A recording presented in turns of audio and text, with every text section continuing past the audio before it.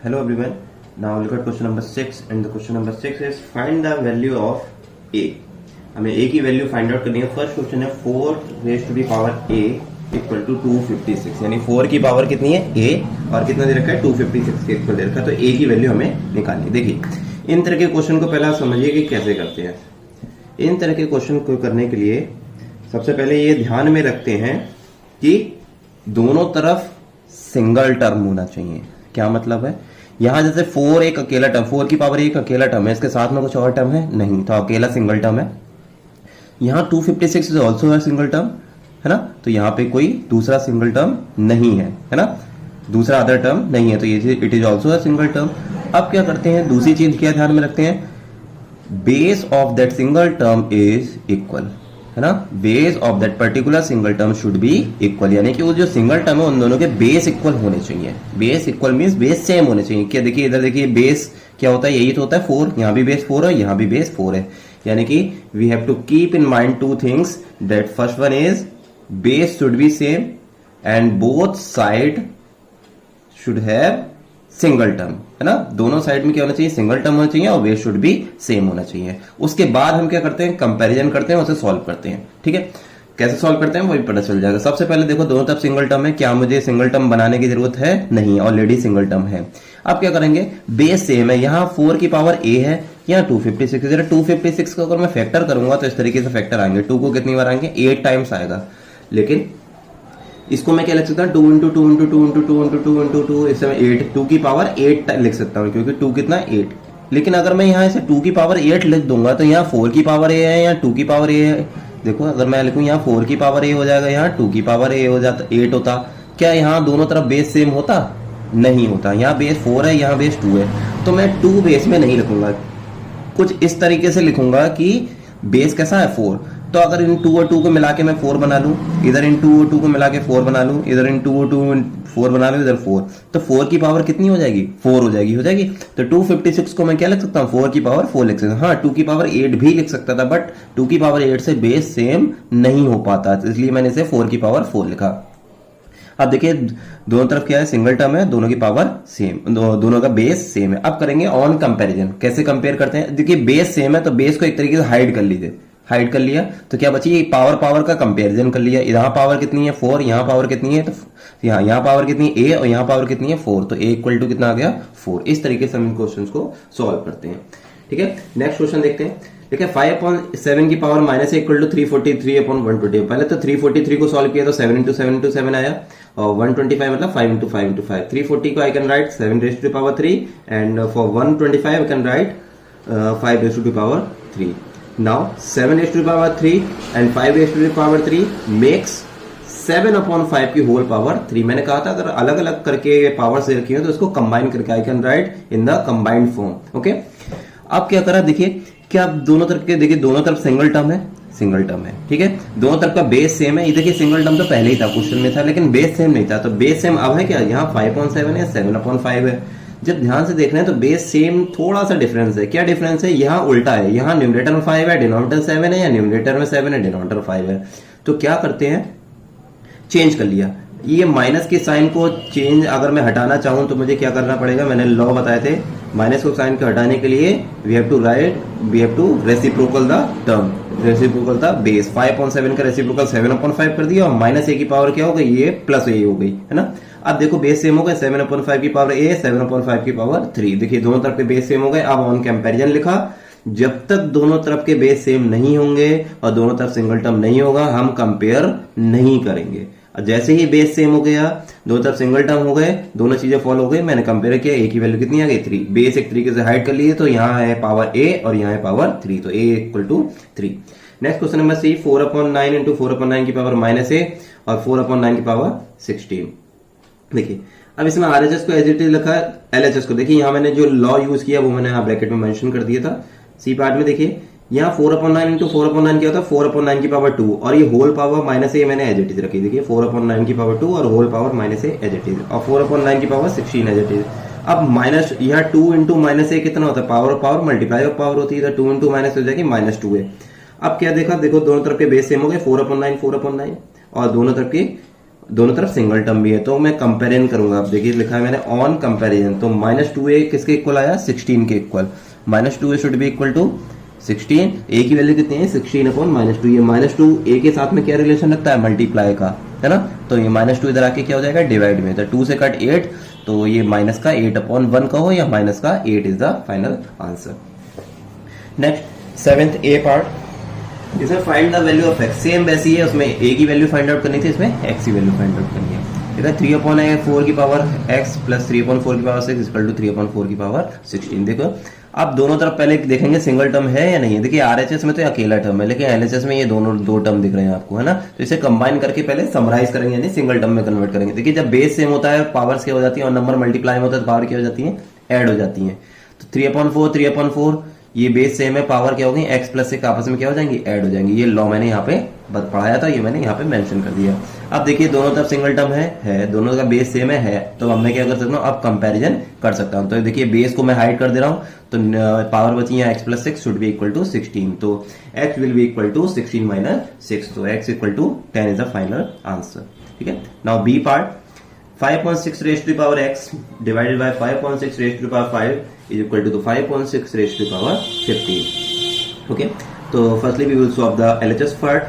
5.6 देखिए both base of both the numbers are same, so and the both numbers are in division, है ना, divide form. Okay, तो powers will be subtracted, है ना, तो x minus 5 powers क्या हो जाएंगी, माइनस हो जाएंगी, तो x minus 5 हो जाएगा। ये मैंने लॉ लगाया। अब देखिए जैसे ही मैंने x minus 5 लिखा, तो now base are equal and both side है सिंगल टर्म ओनली, तो now we can compare both the term. तो बेस इक्वल है तो x minus 5 will be equal to -15, x as it is -5 हो जाएगा plus 5 हो जाएगा, तो -15 प्लस 5 होता है माइनस का 10, तो x will be equal to -10। Okay, now 7th C part, 5.6 raise to the power 3 की whole power x equal to 5.6 raise to the power 24। अब देखिए इसमें एलएचएस पार्ट वाले सॉल्व किया, देखिए पावर ऑफ पावर होती है मल्टीप्लाई अपॉन पावर, तो 3 इंटू एक्स हो जाएगी 3x, 5.6 की पावर 3x या 5.6 की power 24। Now base are same, now on comparison compare करेंगे, तो 3x should be equal to 24, 3 इधर आके डिवाइड में, तो x की वैल्यू 8 है ना।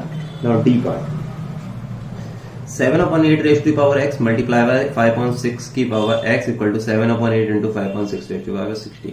देखिए उससे पहले मैं आपको लॉ पहले आपको रिमाइंड कराना चाहता हूँ। एक लॉ था a इंटू बी की पावर अगर x हो, यानी कि किसी की मल्टीप्लाई में दो नंबर हो, उसकी कंबाइन की पावर x हो, तो क्या हो जाती है, ब्रेक हो जाती है। इसका मतलब होता है a की भी पावर x और b की भी पावर x। ये चीज क्लियर थी, ये आपने लॉ पढ़ा था शायद 6 या 7 नंबर पे था। तो कंबाइन करके अगर पावर दे रखी हो तो उसको ब्रेक कर सकते हैं, ना। तो अब देखिए एलएचएस से आरएचएस फॉर्म में आपको समझ में आता है कि आरएचएस से एलएचएस फॉर्म में नहीं लिख सकते हैं, बिल्कुल लिख सकते हैं। अगर कहीं दो नंबर है, उनका बेस अलग अलग है, number multiply but power same है, तो मैं उसको क्या कर सकता हूँ, कंबाइन फॉर्म के। मींस अभी आपने ऐसे से ऐसे याद करना सीखा था, आप ऐसे से ऐसे भी तो कन्वर्ट कर सकते हैं। जरूरी है एलएचएस इक्वल टू आरएचएस हो तो आरएचएस इक्वल टू एलएचएस ना हो भैया, ए इक्वल टू बी है तो बी भी तो ए के इक्वल होगा।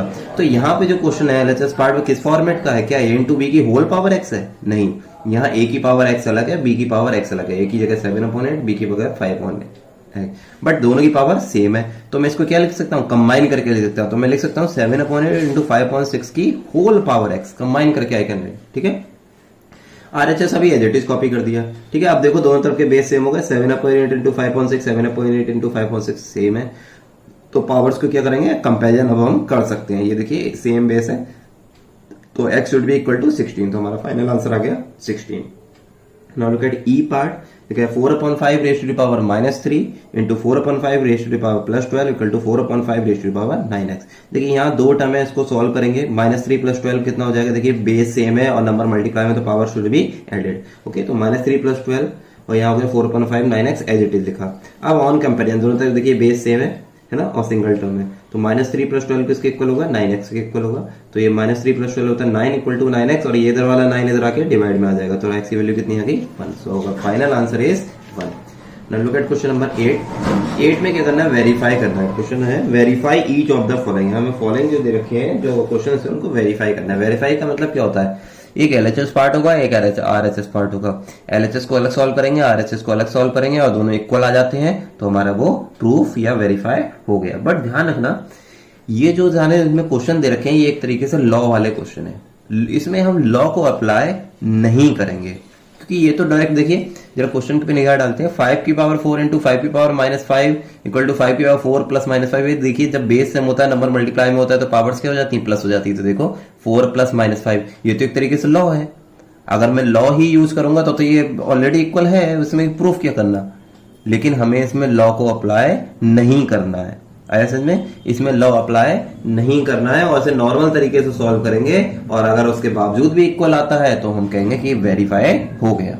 ठीक है, लॉ यूज नहीं करना है क्योंकि ये तो लॉ है ही। अगर मैं लॉ ही लगा दूंगा तो फिर तो ऑलरेडी प्रूफ है ही, इसमें क्या फिर मैं सॉल्व करने की जरूरत है। ओके, तो सबसे पहले एलएचएस पार्ट लिखा, 5 की पावर 4 इंटू 5 की पावर -5। इसको सॉल्व करते हैं। 5 की पावर 4 क्या, इसका मतलब होता है 5 को मैं 4 टाइम्स लिख दूं, 5 इंटू 5 इंटू 5 इंटू 5। अब 5 इंटू पावर -5 होता है कि हम इसको 5 से बार माइनस में लिख सकता हूं, नहीं। तो पहले इस माइनस को क्या करना पड़ेगा, प्लस करना पड़ेगा। माइनस को प्लस करने के लिए क्या करते हैं, 5 का रेसिप्रोकल, तो 1/5 की पावर 5 हो गया। ठीक है, आया समझ में। ये तो एज इट इज लिखा 1/5 की पावर 5 यानी 1/5 इंटू 1/5 इंटू 1/5 कितनी बार, 5 बार। इन 5 टाइम्स 4 टाइम्स 5 से तो ये 4 टाइम्स 5 कैंसिल हो गया, एक बचा 1/5। तो एलएचएस पार्ट को सॉल्व करके खाली क्या आया, 1/5। यार आरएचएस पार्ट देखते हैं, 5 की पावर 4 प्लस ब्रैकेट में -5, सब सॉल्व कर देंगे तो प्लस माइनस माइनस हो जाएगा, 4 - 5 होता है -1। तो 5 की पावर -1 को +1 करना चाहे तो क्या करना पड़ता है, 5 का रेसिप्रोकल हो जाएगा 1/5।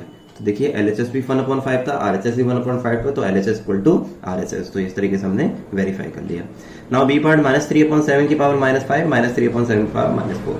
सबसे पहले एलएचएस को ही देखते हैं। एलएचएस में क्या करा, सबसे पहले देखिए जब इसको माइनस की पावर को प्लस करना होता है, सबसे पहले कुछ नहीं करना, माइनस को प्लस बनाना। तो माइनस को 5 को +5 बनाने के लिए क्या करना है, रेसिप्रोकल। तो -3/7 का रेसिप्रोकल -7/3। देखो माइनस तो माइनस ही रहेगा, 3/7 का 7/3 हो जाएगा। सेम माइनस तो माइनस ही रहा, 3/7 का यहाँ भी क्या हो गया, 7/3। अब ये 4 हो गया। तो -7/3 को कितनी बार लिखना है, 5 बार, 1 2 3 4 5। और -7/3 को इधर कितनी बार लिखना है, 4। तो 1 2 3 4। तो टोटल कितनी बार हो गया, ये 5 बार टाइम्स ये 4 टाइम्स ये, तो टोटल हो गया 9। तो -7/3 की पावर 9 आया एलएचएस पार्ट। अभी इसे यही छोड़ दिया। Now we will solve the RHS part, -3/7 whole raise to the power -5 और ये प्लस माइनस क्या हो जाएगा, -4। -5 -4 होता है -9। अब -9 को अगर +9 बनाना चाहे तो क्या करना पड़ेगा, -3 एज इट इज, 3/7 का रेसिप्रोकल 7/3। तो देखो -7/3 की पावर 9 ये आई थी और -7/3 की पावर 9 ये आया था। तो एलएचएस इक्वल टू आरएचएस। तो इस तरीके से वेरीफाई हो गया। Now C part, 7 raised to the power 8 minus divided by 7 to the power -3 equal to 7 raised to the power 8 minus bracket में -3। देखिए एलएचएस पार्ट सॉल्व किया, 7 raised to the power 8 तो भी एज इट इज, डिवाइड का sign as it is. ये -3 को मुझे क्या करना पड़ेगा, पहले +3 बनाना पड़ेगा। उसके लिए 1/7 का 7 का रेसिप्रोकल 1/7। अब दूसरा देखो फिर से सॉल्व करेंगे जब, तो 7/8 फिर ऐसे ही। अब डिवाइड को कैसे सॉल्व करते हैं, डिवाइड की जगह मल्टीप्लाई साइन होता है और ये वाला नंबर क्या हो जाता है, फिर से रेसिप्रोकल हो जाता है। फिर से समझिए, ये पहली बार जो मैंने रेसिप्रोकल किया वो -3 को +3 बनाने के लिए किया था, और दूसरी बार जो मैंने रेसिप्रोकल कर रहा हूँ 1/7 का रेसिप्रोकल 7, वो किस लिए किया है, क्योंकि डिवाइड की जगह मल्टीप्लाई साइन आया और फिर उस बाद वाले नंबर का होता है रेसिप्रोकल। तो 1/7 का reciprocal 7 raised to the power 3। तो एक तरीके से वापस वही आ गया है ना, बस ये माइनस साइन चेंज कर दिया। ये डिवाइड ने क्या कर दिया, इस माइनस साइन को एक तरीके से कैंसिल आउट कर दिया। देखिए यहाँ डिवाइड की जगह मल्टीप्लाई आ गया और ये माइनस का प्लस हो गया। तो 7 की पावर 8 टाइम्स 7, ये 1 2 3 4 5, 1 2 3 4 5 6 7 8 और 3 बार 7 ये होगा। तो टोटल कितनी बार हो गए, 7 11। जब आरएचएस पार्ट देखते हैं तो 7 रेज़ टू द पावर 8, ये माइनस माइनस प्लस हो जाएगा, 8 + 3 7 की पावर 11। तो एलएचएस इक्वल टू आरएचएस। इस तरीके से ये सॉल्व हो जाएगा। नेक्स्ट डी पार्ट, -1/2 की पावर -3 डिवाइडेड बाय -1/2 की पावर -4 इक्वल टू -1/2 की पावर -3 + 4। एलएचएस देखते हैं, इस माइनस को प्लस बनाने के लिए क्या करना पड़ेगा, रेसिप्रोकल। -1/2 का रेसिप्रोकल -2/1 होता है, तो -2 एज इट इज रखा। यहाँ -1/2 का रेसिप्रोकल किया तो हो जाएगा -2, और यहाँ -4 की जगह क्या आ जाएगा, +4। क्यों, क्योंकि ये माइनस कहाँ चला गया है, इसका रेसिप्रोकल करने में। अगली बार डिवाइड की जगह मल्टीप्लाई लगाएंगे तो फिर रेसिप्रोकल करना पड़ेगा दोबारा से। क्यों, क्योंकि डिवाइड की जगह मल्टीप्लाई और बाद वाला नंबर क्या होता है, रेसिप्रोकल करते हैं। तो -2 का रेसिप्रोकल -1/2, पावर ये 4 ही गई। अब देखो -2 को 3 टाइम्स लिखा और -1/2 को 4 टाइम्स लिखा। इन 3 टाइम्स 2 तो 3 टाइम्स 2 कैंसिल हो गए, यहाँ बचा 1/2। अब देखिए माइनस कितनी बार हो गया, 1 2 3 4 5 6 7 टाइम माइनस, यानी ऑल टाइम। तो आंसर क्या आएगा, -1/2 ही आएगा। तो अब इसकी पावर चाहे 1 लगाओ या मत लगाओ। आरएचएस पार्ट देखते हैं, -1/2 की होल पावर -3 + 4। -3 + 4 क्या होता है, वन, -3 + 4 होता है 1, तो -1/2 की पावर 1 यहाँ आया, -1/2 की पावर 1 यहाँ आया, तो LHS = RHS। तो आज के लिए इतना ही। आई होप आप लोग उतना क्लियर हो गया होगा। तो thank you so much and keep revising.